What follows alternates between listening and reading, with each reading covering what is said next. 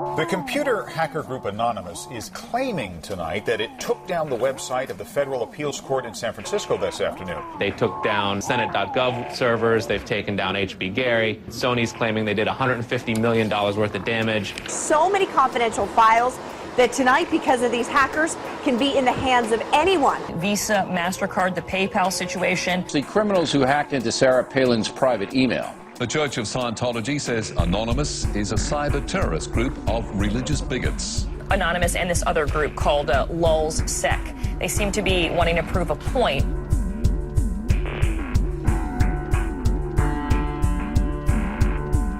Anonymous kind of was like the big, strong, buff kid who had low self-esteem.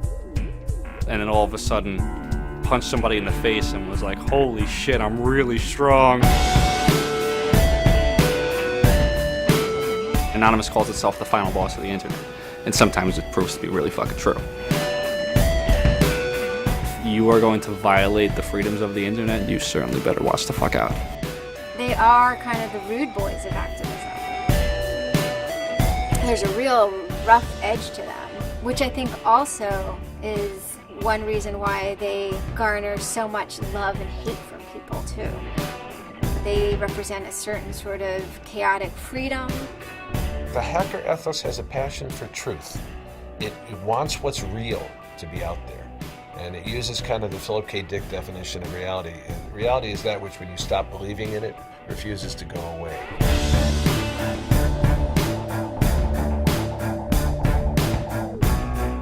We stand for freedom. We stand for freedom of speech, the power of the people, the ability for them to protest against the government, to right wrongs. No censorship, especially online, but also in real life.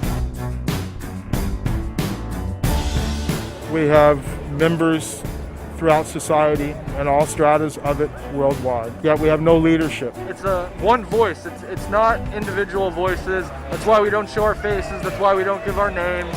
We're speaking as one, and it's a collective. Good timing.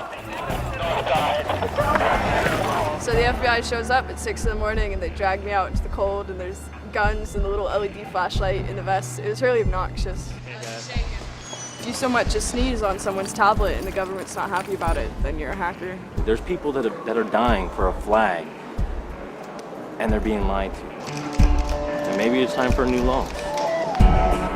If I get the chance to do that, then so be it. And if 14 other people that are with me get the chance to do it, then so be it.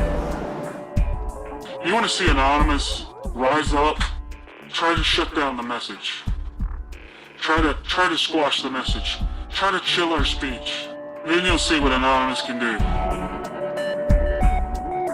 Right now, you could argue that the most powerful people on Earth are a bunch of nameless, faceless 17 to 35-year-olds. It's like the hacker ruling class, right? It's my community. It's my culture. I identify with Anonymous. Whether they had a tiny part, or they had a substantive part in the Arab Spring, or toppling of Tunisia and Egyptian governments, individual, young, nameless, faceless folks are having geopolitical impact. I mean, it's both exhilarating to realize that and terrifying to realize that. It kind of depends on how that power is wielded.